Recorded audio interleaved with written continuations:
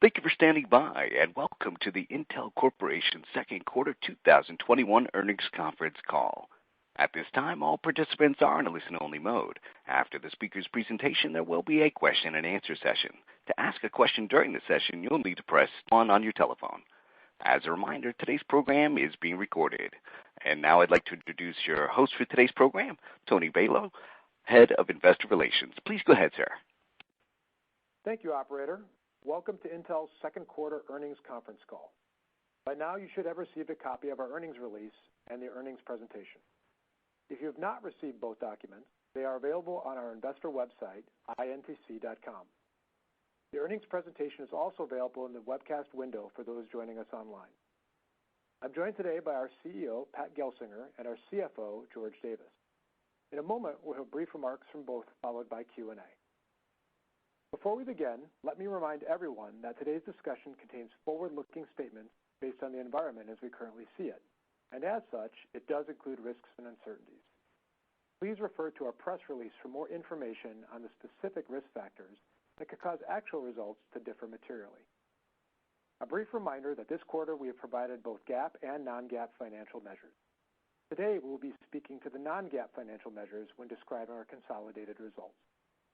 The earnings presentation and earnings release available on INTC.com include the full GAAP and non-GAAP reconciliations. With that, let me hand it over to Pat. Thank you, Tony. Good afternoon, everyone. Thanks for joining our second quarter earnings call. It's a thrilling time for both the semiconductor industry and for Intel. We're seeing unprecedented demand as the digitization of everything is accelerated by the superpowers of AI, pervasive connectivity, cloud-to-edge infrastructure, and increasingly ubiquitous compute. Our breadth and depth of software, silicon, and platforms, and packaging and process, combined with our at-scale manufacturing, uniquely positions Intel to capitalize on this vast growth opportunity. Our Q2 results, which exceeded our top and bottom line expectations, reflect the strength of the industry, the demand for our products, as well as the superb execution of our factory network. As I've said before, we are only in the early innings of what is likely to be a decade of sustained growth across the industry. Our momentum is building as we once again beat expectations and raise our full-year revenue and EPS guidance. Since laying out our IDM 2.0 strategy in March, we feel increasingly confident that we're moving the company forward toward our goal of delivering leadership products in every category in which we compete. While we have work to do, we are making strides to renew our execution machine. 7 nanometers is progressing very well. We've launched new, innovative products, established Intel Foundry services, and made operational and organizational changes to lay the foundation needed to win in the next phase of our company's great history. Here at Intel, we're proud of our past, pragmatic about the work ahead, but most importantly, confident in our future. Now, let me share some more detail on what we are seeing in the market. As compute is becoming more ubiquitous, we're seeing sustained strength in client demand. The ecosystem is back to shipping over 1 million PC units a day, despite grappling with component shortages. I expect PC TAM growth will continue in 2022 and beyond, driven by 3 factors. First, PC density, or PCs per household, is increasing as COVID has irreversibly changed the way we work, learn, connect, and care for each other. For example, even as we emerge from COVID, we're seeing many companies opt for hybrid work models versus full return to the office. Second, replacement cycles are shortening on a larger and aging installed base. The shift to notebooks, the deployment of new operating systems, and new, better experiences, such as our Evo platform, will continue to drive refresh on the 400 million PCs over 4 years old that are running Windows 10. Finally, new markets and users are adopting the PC as the device of choice, and penetration rates are increasing as worldwide GDP growth makes the PC more affordable to more people. In areas like education, we see huge potential as the number of PCs per 100 students and teachers remains in the single digits. These trends underpin my belief that we are still in the early stages of a sustainable cycle of PC growth, and our OEM and channel partners have resoundingly affirmed this perspective. Beyond client, we are seeing near-term recovery across traditional data center market, as well as explosive long-term demand from the cloud to the intelligent edge. Our digital society is creating data at an unspeakable pace, and AI is the key to unlocking the value from this data and turning it into information. As the appetite for meaningful data grows and the cost of compute falls, AI workloads are proliferating into more areas, and as a result, we expect the AI market to grow at more than 20% a year. This is why we are infusing AI across everything we do. Similar revolutions are occurring in the areas of connectivity, where the data center will be transformed by silicon photonics, and 5G, which is hitting its stride with Open RAN, and in autonomous driving, all markets in which we have substantial leadership positions. On the other side of the equation, the strong demand environment continues to stress the supply chain. While I expect the shortages to bottom out in the second half, it will take another 1 to 2 years before the industry is able to completely catch up with demand. IDM 2.0, which combines our internal manufacturing capacity with the use of third-party foundries, best positions us to weather these challenges and work with our ecosystem partners to build a more resilient supply chain. With major fab construction projects underway in Oregon, Arizona, Ireland, and Israel, we are investing for the future, but we are also taking action today to find innovative ways to help mitigate industry constraints. For example, on our Q1 call, I talked about using our internal assembly test network to help with portions of the substrate manufacturing process, a benefit uniquely enabled by our IDM 2.0 strategy. I am pleased to say that this effort is now online and is significantly accelerating the availability of millions of substrates for our products. We are also working to build the EUV ecosystem, which requires significant support around the equipment, including photoresist, mask generation, and metrology. A great example is IMS Nanofabrication, a wholly owned subsidiary of Intel. Using a novel multi-beam technology, IMS provides the large majority of EUV mask writing tools to the industry, and we plan to accelerate investments to advance this pivotal ecosystem capability. In the second quarter, we continue to see Intel Foundry Services build momentum. We are now engaged with more than 100 potential customers on the basis of our 3 key value propositions. First, IFS will have the widest offering of IP ranging from x86 to ARM to RISC-V, which allows our customers the flexibility to design products using our IP catalog as well as their own. Second, we will offer our customers comprehensive access to a range of mature and leading-edge process and packaging capabilities. I am pleased to announce we recently signed our first major cloud customer to use IFS packaging solutions. I'll have even more news to share on IFS customer momentum on Monday. Third, IFS will offer scale manufacturing that gives our customers confidence we can meet their demand. As part of that, we are committed to creating a more robust, geographically balanced, and secure supply chain. Along with our $20 billion fab investment in Arizona and $3.5 billion advanced packaging investment in New Mexico, we plan to build additional capacity to support both internal and IFS growth. The U.S. Innovation and Competition Act is a tremendous step forward to catalyze investments in manufacturing here in the U.S. and will serve as a tailwind to our IFS efforts. After my recent visit to Europe, we are seeing similar enthusiasm from EU governments, customers, and overall ecosystem, and we expect to announce our plans for our next U.S. and European sites by the end of this year.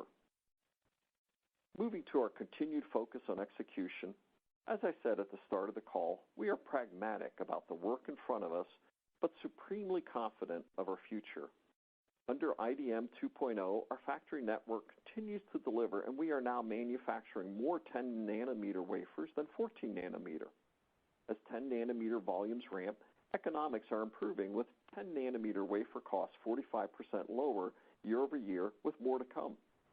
We will talk more about our plans for process and packaging leadership in our Intel Accelerated event this Monday. I hope you will join me for the critical update. On our path back to unquestioned product leadership, customers continue to choose Intel. Using our broad portfolio of assets, we will continue to compete aggressively for market segment share. In Q1, we gained PC share with record notebook sales, following that with record Q2 revenue. We launched 12 new processors, and Tiger Lake is ramping even better than expected with more than 50 million units shipped to date. Finally, our future client roadmap remains strong, and we expect to ship several million units of Alder Lake to customers in the second half, and Meteor Lake remains on track for production in 2023. Beyond the CPU, we reached a major milestone with our partners at Microsoft with the announcement of Windows 11. We deepened our co-engineering efforts to enable new experiences, including running Android applications seamlessly on PCs and optimized for Intel-based platforms. We're gaining similar momentum through the year in the data center. Q1 was the low point in revenue for the year, and we exceeded our plan in Q2. We expect DCG to grow sequentially, achieving double-digit year-on-year growth in the second half as it accelerates through the year. Ice Lake is ramping broadly to customers, including Microsoft, Alibaba, Baidu, Oracle, and other major service providers and enterprise customers. Additionally, we continue to extend our leadership in networking by delivering a truly cloud-agnostic platform using Xeon scalable processors and accelerators in partnership with Ericsson. This will allow operators like Verizon to introduce a virtualized RAN solution across all deployment scenarios, including existing footprints. Finally, Mobileye further solidified its position as the leading supplier of advanced driver assistance platforms. In Q2, we announced a major win with Toyota and closed 10 additional design wins for over 16 million total lifetime units. Earlier this week, we hit another exciting milestone as Mobileye became the first industry player to start testing autonomous vehicles in New York City, a challenging driving environment for humans, let alone AVs. With vehicles in Israel, Germany, Detroit, Tokyo, Shanghai, and coming soon to Paris, Mobileye has the largest global footprint in the AV industry, enabled by our unique REM distributed mapping technology. By year-end, we will have over 1 million vehicles providing telemetry for dynamic crowdsourced mapping, a unique and powerful advantage of Mobileye. At Intel, we have a saying, we begin with sand and the rest is our people. At no other point in our history have our people and culture been more important to our success. We recently made strategic organizational changes to further strengthen our technology leadership and accelerate our execution. We have restructured our data platform group into two business units, the Data Center and AI group led by Sandra Rivera, an Intel veteran with deep knowledge of data center silicon and software, and the Network and Edge group, which will be led by Nick McCune, a renowned leader in the networking industry. We have also created the Accelerated Computing Systems and Graphics group led by Raja Kaduri to increase the company's focus in key growth areas of high-performance computing and graphics. We're also highly encouraged to have Shlomit Wise rejoin to strengthen our design engineering core. Finally, Greg Lavender, who joins as Intel CTO and GM of our Software and Advanced Technology group, will drive a unified vision for our software strategy across Intel and ensure it remains a competitive differentiator for us. I have the utmost confidence in our leadership team to drive the future of Intel. Together, we will continue to sharpen our focus and execution, accelerate innovation, and unleash the talent inside Intel. While there is more work ahead, we are moving at a torrid pace, and I look forward to providing several updates in the coming months. On Monday, I invite you to attend Intel Accelerated, where we will lay out our roadmap to regain process performance leadership and share what comes next for our world-class packaging technologies. In October, we will hold our Intel Innovation Event, a geek fest for the industry to come together and explore the technology that will drive the next decade and beyond. Finally, at our Investor Day on November 18th, we'll pull it all together and present a compelling long-term business plan to drive sustained growth and shareholder value creation. As you can see, we have a lot planned for the rest of the year. But for now, I'll turn it over to George to discuss our Q2 performance and outlook. Thanks, Pat, and good afternoon, everyone. As Pat said, we had a very strong Q2 and are raising full-year revenue guidance by $1 billion despite a highly constrained supply environment. Q2 revenue was $18.5 billion, exceeding our guidance by $700 million. This upside was led by continued strength in our PC business and earlier than expected recovery in both our IOTG business and the enterprise portion of the data center segment. The PC and Mobileye businesses both achieved record Q2 revenue.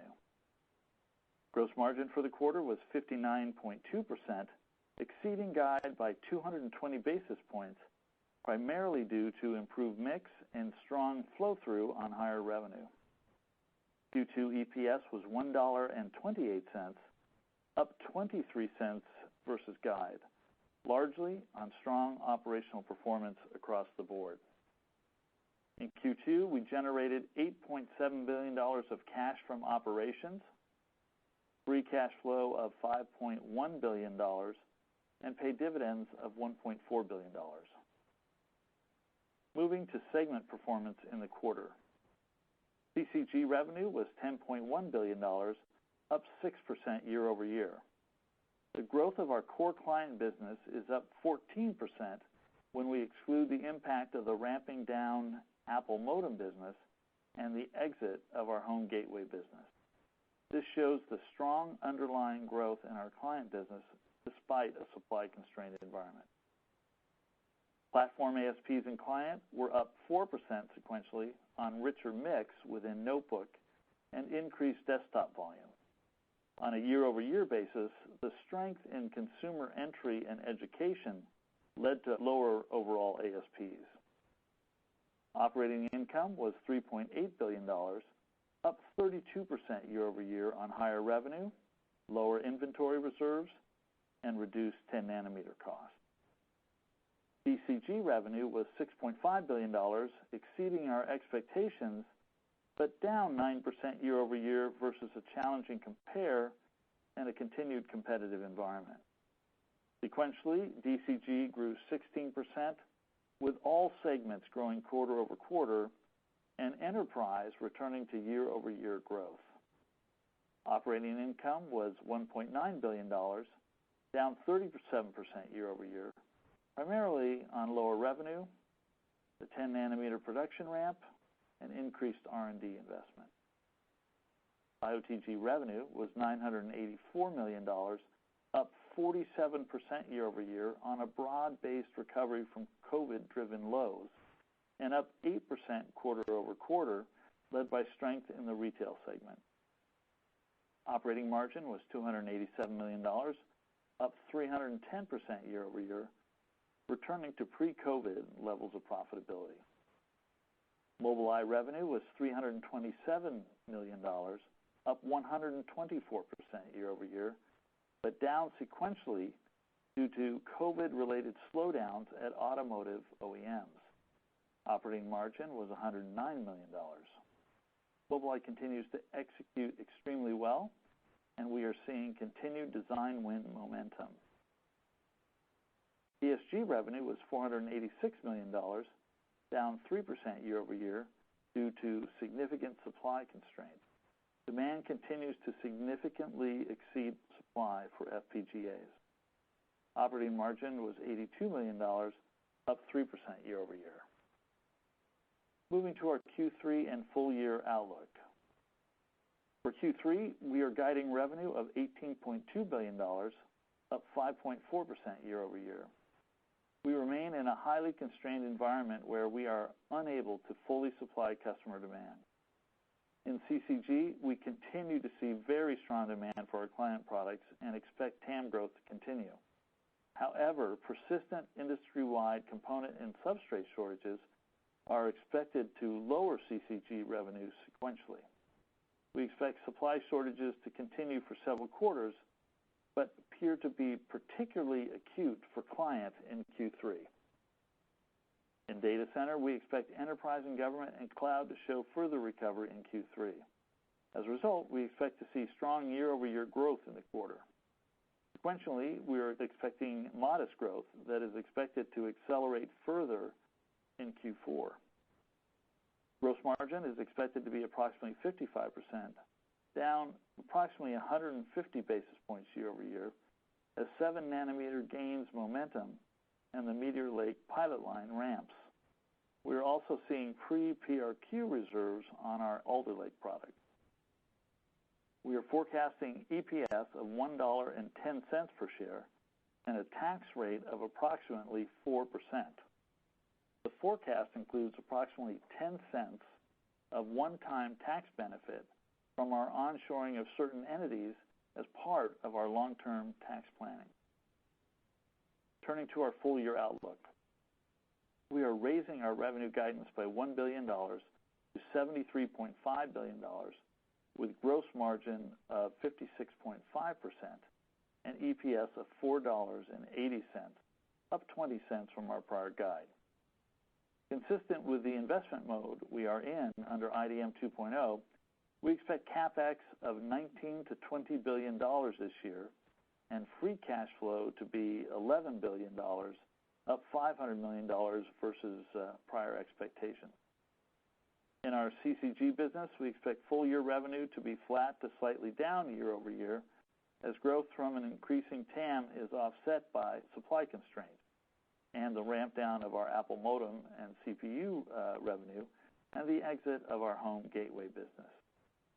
Adjusting for all of the Apple and home gateway business, CCG would have been up high single digits year over year. For DCG, we expect full-year revenue to be slightly down year over year, with second-half revenue significantly higher than first half as E&G and cloud recovers. As a result, we expect data center will return to year-over-year growth in both Q3 and Q4.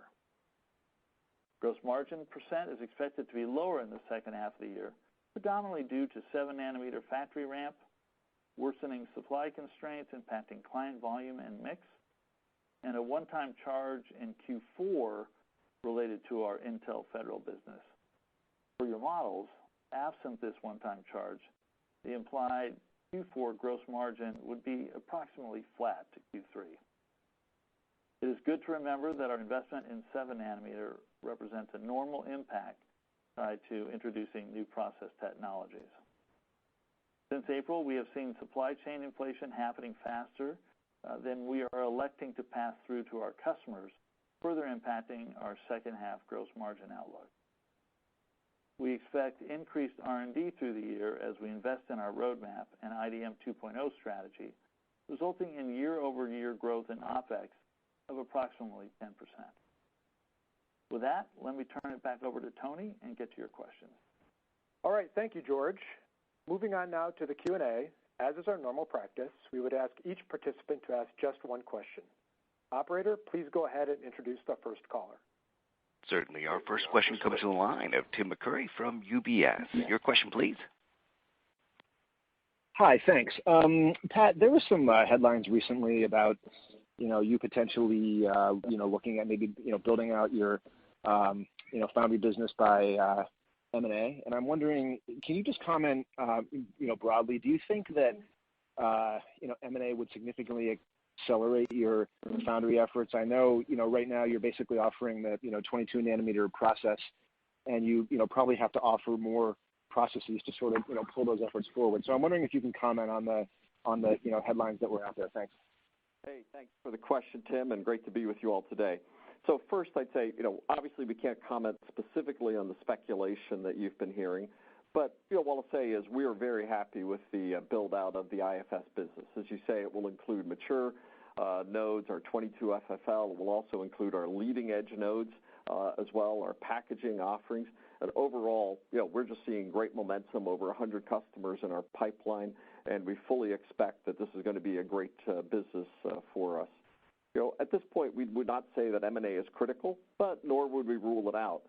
Our view is that industry consolidation is very likely. The intense R&D, the need to move to modern and leading-edge nodes, the massive capital investments required, we just simply view that smaller players simply won't be able to keep up. and foundries without leading-edge capabilities will be left behind. And we're continually seeking ways to accelerate our plans with IFS. If an acquisition can help, we will certainly not rule it out. Thank you. Thank you. Our next question comes from the line of C.J. Muse from Evercore ISI. Your question, please. Yeah, good afternoon. Thank you for taking the question. Just wanted to clarify, George, the one-time charge in Q4, roughly $300 million. Can you give a little more color on that? And then I guess, Pat or George, bigger picture question, as you're going through this transformation IDM 2.0 strategy, is there a free cash flow target that you have in your mind, in the coming 1 or 2 years, or no? Thank you. Yeah, I'll start with the one-time charge. Without going into too much detail, it is related to our high-performance compute activities through our Intel Federal. Yeah. It's crystallized in Q4 at the time that we execute a contract. So that's the reason for the timing. Yeah, and I would just say the HPC business for us, consistent with the reorg that we just announced, CJ, we just see a huge opportunity for us as we start delivering our GPU, HPC, specialized versions of the Xeon product. We see a great opportunity. The reorg brings more focus on this business. So even though there's a one-time charge in Q4, we see this as a great business for us for the long term, and one that just will bring many, many technological, market, and business benefits. So, George, I'll let you answer the second half. In terms of free cash flow, obviously very important. We're focused on that. We raised it this year, as you saw on the call. We will go through not only free cash flow but capital and all of the normal key financial metrics for the company at the November analyst meeting. So we'll defer until that time on that question. But thanks. Thank you. Our next question comes from the line of John Pitzer from Credit Suisse. Question, please. Yeah, good afternoon, guys. Thanks for letting me ask the question. Pat, I wanted to ask a bigger picture question just on pricing in the quarter and your philosophy around pricing. It sounds like within the client business, mix explains a lot of the decline in ASPs year over year. But when I look at the data center group, especially with enterprise up and comms down year over year, I was a little bit surprised to see ASPs in that group down about 7% year over year. Can you help us understand what's mix versus like for like? And as you think about regaining product dominance, how do you use pricing to kind of maintain a share as you get sort of your feet back underneath you? Yeah, and broadly speaking, my comments will be a little bit specific to start with on the data center business proper. Data center business, good recovery in Q2. And with that, there was some ASP decline. Some of that's competitive driven. A little bit of that is mix driven, but a bit more competitive. Our outlook there is that we see fairly stable pricing and market segment share in the data center business for the second half of the year. And that's driven by, I'll just say, we are bringing everything we got to the table to continue to win back the market. And with that, our software resources, our deep investments with our customers, the increasing strength of our product line. I'd also highlight that we have a very strong ramp for the Ice Lake product, which is very competitive, clear leadership on a number of metrics, the critical ones such as AI performance. And we're also starting to see the return to growth in cloud, as you note, but stronger growth in the enterprise portion of the market. So overall, DCG, good growth second half over first half. We'll be very competitive with that business, but it's a supply-constrained environment overall, which is the similar case for the client business. So overall, we don't see a lot of movement on ASP first half to second half in either of those businesses. It really is about supply limitations. And as George commented, we're not passing through all of our supply constraint price increases that we're seeing from our supply chain. We really see it as an opportunity to be investing with our customers, rebuilding their confidence and partnership for the future. And we're feeling very good about our overall strength, momentum, and competitiveness as we go into the second half. Yeah, and CJ, I would just add the Q2 number, which looks like a double-digit ASP decrease for CCG. I would just remind you that that's a year-over-year comparison where we have a much bigger mix of the small core products, which is really driving that. You saw units were up 33% and ASPs are down 15%. It's really the mix that is reflected there. Thank you. Thank you. Our next question comes from the line of Stacy Raskin from Bernstein Research. Your question, please. Hi, guys. Thanks for taking my question. I had a question on depreciation. It's been coming down sequentially for the last several quarters. It was actually down again sequentially this quarter. How is that possible given the CapEx ramp? Like, what's going on there? And how do we think about depreciation's impact on gross margin going forward, given it's sort of run rating under $10 billion annually and your CapEx is now going to $20 billion annually? Like, how do I think about those? Yeah, Stacy. So the absolute numbers are down, are trending, sort of counterintuitively, and really it's NAND moving from non-GAAP into GAAP. There's no depreciation for the NAND business anymore, as it's under the accounting once it's held for sale. So it's an anomaly. Yes, we expect depreciation to increase as we're ramping CapEx over the next several years. And again, in terms of how all of that translates into everything from gross margins to free cash flow, we'll cover all that at the Analyst Day, but you're not missing anything. Got it. Thank you. You bet. Thank you. Our next question comes from the line of Joe Moore from Morgan Stanley. Your question, please. Great, thank you. I wonder if you could address the timing on Sapphire Rapids. There was some stuff on your blog, kind of end of June, that there was a delay. It doesn't sound like from customers there's been that much of a change, but just maybe, from your standpoint, how should we think about the timing of that product and how it affects you over the next 12 months? Yeah, thanks, Joe. I'll take that one. And overall, as I said, the data center business, strong momentum, and we really felt Q1 as the low point, Q2 gaining momentum, second half, Ice Lake ramp being very strong. And obviously customers are now very anxious and excited about Sapphire Rapids, huge performance improvements, but also huge feature capabilities as part of that. So we did add a bit more time for the validation cycle for it. We are now deep into the validation. It's in the hands of customers with volume sampling underway, and they're quite excited about not just the performance capabilities, core count increases, but a lot of the new technologies, in the area of new memory capabilities, new PCI Gen 5 capabilities, many of the new features that we brought in here for AI performance in particular. So overall, it's going to be a great product, and we're expecting to see a very strong ramp of it in the first half of next year. And this, we think, will just continue to build the momentum of the data center business, as we've indicated, a strong second half is forecast, and we're going to build on that as we go into the next year with Sapphire Rapids. And the overall roadmap execution is improving as we look for 23 and 24 to deliver unquestioned leadership products across everything that we do, including the data center. Great, thank you. Thank you. Our next question comes from the line of Vivek Arya from Bank of America. Your question, please. Thanks for taking my question. Pat, one more on the foundry business. So we have heard Intel commit, I think, $20 billion to U.S. foundry over the next several years, another $20 billion to foundry operations in Europe.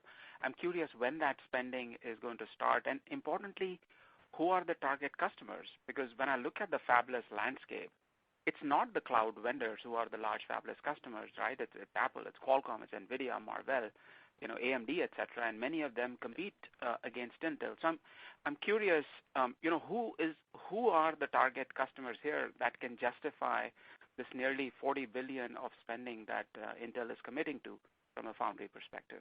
Thank you. Yeah, Vivek, this is George. A couple things. Number one, we're short of supply, so we're the first big customer going into that expanded capacity, and we'll open up those facilities. Getting the shells and the what I would call the lower cost elements in place is something that, quite frankly, we've fallen behind on over the last few years. So we're playing a little catch up just for our own requirements. With Foundry, we'll be talking about some potential customers. We've talked about 100 customers that are talking to us about Foundry Opportunities. Obviously, when you bring on a new Foundry customer, there's as you look at the lead times that are needed for that and the lead times that are needed to actually do the most expensive part of adding to your capacity, those things actually line up pretty well. So we'll manage that. We'll manage that quite tightly. We'll go into this in more detail in November, but it's not this is not intended to be we'll just keep building and hoping that somebody shows up. It's going to be tied to the demand signals that we're receiving, and not only for us, which are significantly in excess of our capacity today, but also for the customers we're working with, which I believe we'll be talking about more next week at our event. Yeah, and just to add, Vivek, we'll cover some more of this on Monday in our Intel Accelerated event, and as part of that, we'll be laying out more specifics on the roadmap, the process, the packaging. But I'll say, to the core of your question was who's going to be the customers for this? We expect a broad range of customers. We're going to have a range, of offerings on the menu, if you could, for modern nodes as well as leading edge nodes. We expect a range of customers across different segments of the marketplace, including some of the largest users of wafer capacity in the industry. There's a lot of excitement in the marketplace, 100-plus customers in the pipeline already, and you can expect to see great things in this area of a new and exciting business. The world needs more semiconductors. The world needs a more balanced geographic supply chain for those semiconductors, and we're finding enormous momentum and enthusiasm for that, strong support from the customers, the ecosystem, as well as the governments around the world. Thank you. Thank you. Our next question comes from the line of Matt Ramsey from Cowen. Your question, please. Good afternoon. Thank you very much. Pat, I was really pleased to see you guys announce that Greg was going to come join you as CTO. I don't know how many of the semiconductor folks are familiar with his background, and maybe you could just talk a little bit about what, as CTO, is going to be under Greg's remit. I know you guys have had this one API software strategy for a while that looks great in slides and on paper, but we've not seen a ton from it. So if you could expand a little bit about what's exactly going to be under Greg's remit and what he's going to be charged with, that would be really helpful. Thanks. Yeah, thank you, Matt. And Greg will be CTO, the company's CTO. So as part of that remit will be all of our labs, advanced research capabilities. We have a pool of hundreds of PhDs doing advanced research, and some of the most leading edge work is done. And as you probably know about Greg as well, he was a UT professor and was my CTO at VMware. He will also be the leader of all of our central software activities, and this is a large organization. It's BIOS, drivers, compilers, all of those core things, and the One API initiative, which we're now starting to see major partners come and align with us around One API.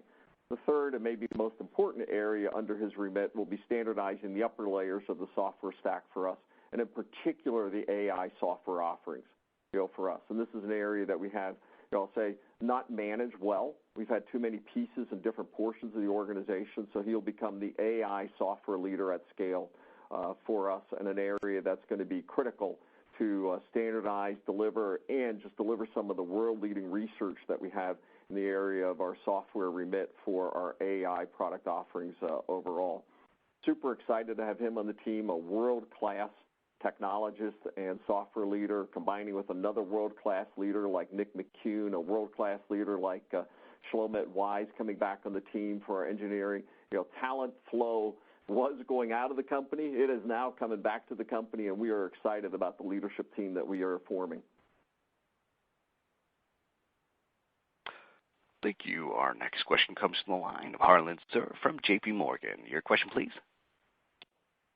Good afternoon. Thanks for taking my question. On your data center business, good to see the sequential inflection in Q2. Looking into the second half and your guidance for Q3 and Q4, it looks like DCG is going to grow double digits % year over year in the second half, and then that would imply that your data center business is growing double digits second half versus first half of this year.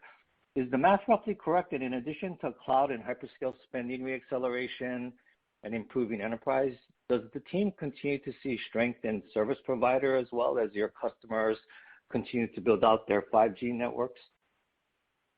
Yes, and yes to your question, Harlan, right? And we're really, the first half, second half, year over year, you got it, right? We're seeing the growth forward. And like we said, we saw the bottom in Q1, great Q2, momentum continuing into the second half and next year. And we saw, strong growth in enterprise and government, recovery in cloud, and we're seeing growth in that area. But as you say, I'll just say we are so well positioned on the edge and the 5G, the Open RAN, vRAN initiatives in the industry are now hitting stride. And I think I've only been on 3 major service provider calls this week on exactly that topic, right, where they're really starting to look at those deployments at scale for a standardized software-driven edge environment for their 5G networks. And I'd also say, this is a victory for innovation. Just a year ago, we were just 3 years ago, there was grave geopolitical concerns around, 5G and would there ever be, flexibility for how that would get deployed nationally. Now everybody is aligning against the O-RAN, vRAN initiatives as the way to do their 5G broad deployments, and the Intel platform sits in the center of those almost everywhere in the world. It really is a great success story for us and one that we think that we'll be harvesting for many, many years to come. Thank you. Thank you. Our next question comes from the line of Toshiya Hari from Goldman Sachs. Your question, please. Good afternoon. Thanks so much for taking the question. I had a multi-part question on gross margin. George, you talked about PRQ reserves related to Alder Lake being a headwind this quarter. If you can quantify that for us, ballpark, that would be super helpful.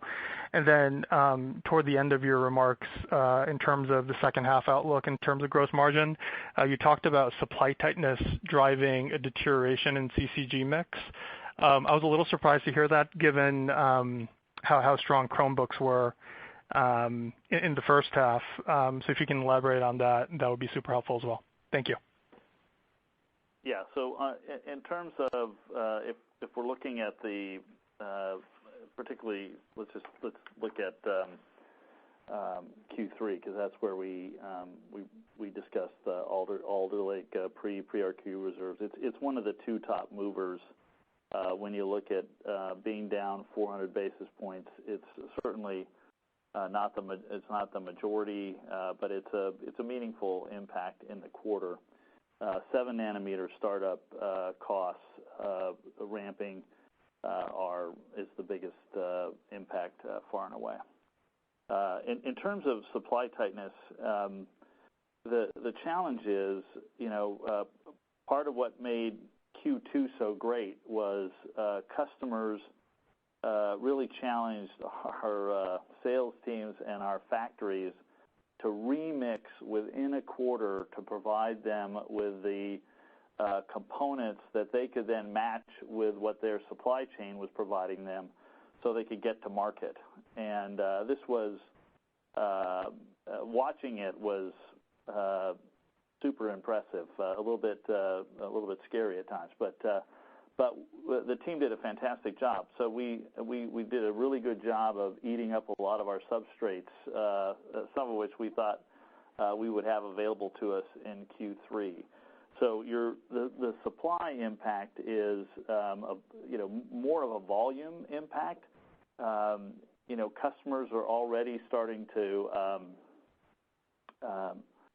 mix upwards, so that's usually a positive for gross margin. And if there's upside in the second half, it will come from both higher substrates and the ability and a higher mix. And that could well be the case. We were cautious. Q3 we could see we had a real supply challenge. I mean, it's acute. But Q4, we're doing everything we can to help our substrate suppliers increase supply, including finishing up some of their manufacturing in our own facilities, which is something we could do as an IDM. If we have more success than we can forecast today, maybe Q4 could be seen as conservative. Thank you. Thank you. Our next question comes from the line of Srini Pajjuri from SMBC Nikko. Your question, please. Thank you. Just to follow up to the previous question, George, could you give us some idea as we head into the next year, what are some of the puts and takes on the gross margin front? I'm just curious as to how long the 7-nanometer costs will persist and when do they peak out? And as we go into first half of next year, how should we think about the gross margins? Yeah. So again, I'm going to defer any kind of forecasting of 22 and beyond. But as you know, the fact that we have the 7-nanometer startup ramping is a good sign that we're getting close to being able to get products ramping, and that's what really drives down cost over time. I think Pat was talking about Q2 over Q2 of 47% reduction in wafer cost in 10 nanometer. That's the kind of benefit you can get as you ramp into a process. So we'll lay out more of our thinking in that regard later. Thank you. Thank you. Our next question comes from the line of Tristan Gerra from Baird. Your question, please. Hi, good afternoon. Just a quick follow-up on the substrate commentary during the Q&A. Is this something that you believe can actually help you competitively as you ramp substrate manufacturing in-house, particularly if supply constraints continue in the first half of next year? Yeah, we do think it generally moderates market share movements in the industry, period. And if anything, we're able to use it as an advantage because we're able to pull some of those substrate steps. Just to be clear, we're still relying on our substrate network, but we're pulling some of the back-end processing into our own factories, which allows us to essentially get more out of the capacity that's available in the industry. And that's what's enabling us to, I'll say, continue to achieve on the overall market share gains that we've been seeing. This has been an important factor. We do have some of that factored into our second half. We do hope to continue to overachieve in that area. And if I'd say, why did we overachieve so much in Q2? The heroes for the quarter for us were our manufacturing and operations team. They just did a superb job for us and really relying on them for the second half. And, as George said, hey, if there's more opportunity for us to overachieve on the guide that we set for the second half, it's going to come at the hands of their ability to essentially create more out of nothing. Find capacity in the industry, build it out, and we're doing quite well in this respect. But overall, it is a constrained environment, and as a result, we and everybody else are trying to drive our factories harder, drive yields better, and be able to improve the supply chain of the industry. And we're quite excited about the enthusiasm we see in this consistent, strong demand signal as the world becomes more digital. And we're going to be building our internal factories rapidly, our supply chains rapidly, and working with our supply chain quite aggressively. Great. Thank you. Thank you. Our next question comes from the line of Ross Seymore from Deutsche Bank. Your question, please. Hi, guys. Thanks for letting me ask a question. I wanted to turn to the profitability side of things, and specifically on DCG and the operating margin there. It's great to see that it improved from first quarter to second quarter, and given the revenue trajectory, I would assume it would improve again in the back half of the year. But kind of from trough to trough, 2018 cloud digestion period to this most recent one, the operating margin is about 10 points lower, mid-20s roughly versus mid-30s prior. And I really wanted to understand, why is it lower this time? And perhaps even much more importantly, going forward, is there anything structurally that is going to stop that from returning back to the 40 to 50% operating margin range you guys have historically driven? Competitive dynamics, need to catch up on the manufacturing side, so you have headwinds there. People customizing more, cloud competition internally, any of those dynamics that would stop you from getting back to that range? Thanks. Yeah, thanks. Maybe starting at the latter part of your question, there's no long-term reason why you could not see DCG return to more historical margins. What you're seeing today is a reflection of a couple things. First off, year over year, you've got significant factory startup costs embedded for them, which as you look at their operating margin, I would say another thing that people maybe are overlooking is our OpEx investments. We have significantly increased the OpEx in key areas of the company, even as we've taken down about $2 billion of OpEx since 2018 on various portfolio actions. The DCG and the Xeon product line is absolutely critical to the company, and so we have substantially increased OpEx within that as well. So that's the second largest impact.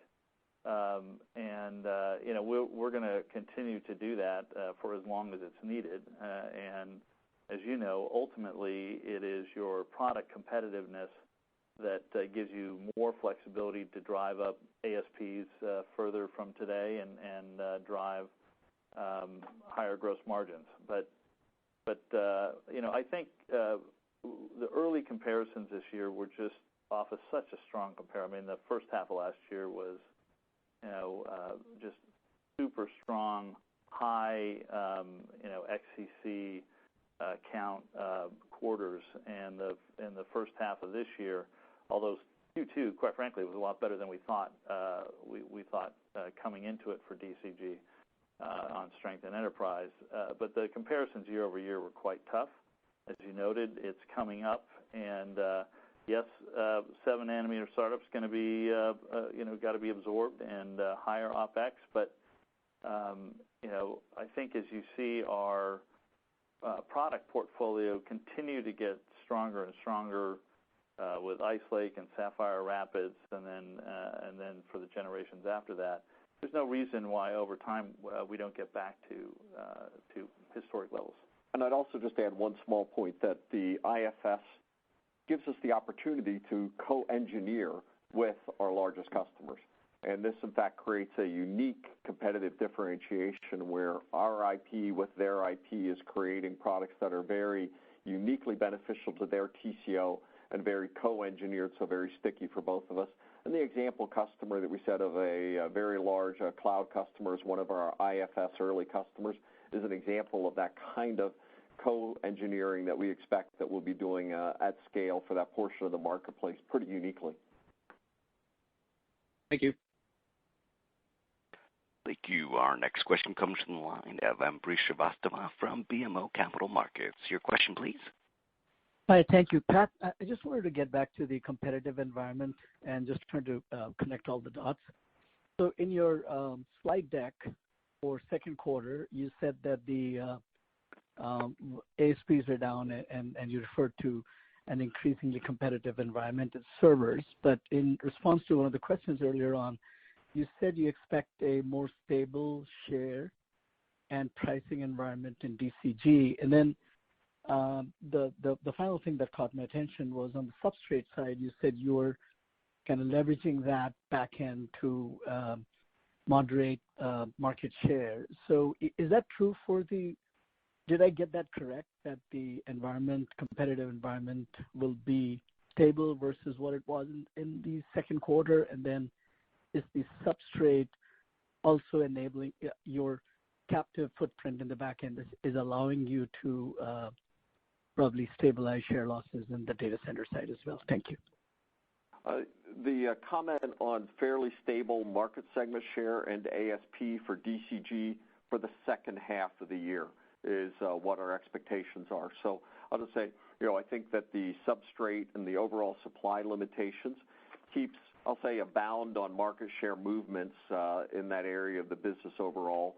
We do think incrementally our IDM capabilities give us a bit more capacity, and we saw market share gains, for instance, in the first half of the year in the client business as a result of that, and we do think that gives us some ability to hopefully do a bit better than we've even guided with if it occurs. But overall, yeah, your question's in the right domain. Fairly stable ASPs, fairly stable market segment share in the data center in the second half of the year, which, as we've already said, is substantially improved from last year as well as from the first half of this year. Products are getting more competitive. Stronger products give us more ASP capabilities as they become more competitive. So overall, we're feeling like the bottom was Q1. Q2 showed that to be the case, even a bit above our expectations, and we're in a great trajectory for the second half and into next year. Thank you. Thank you. Well, I think we'll wrap up at this point.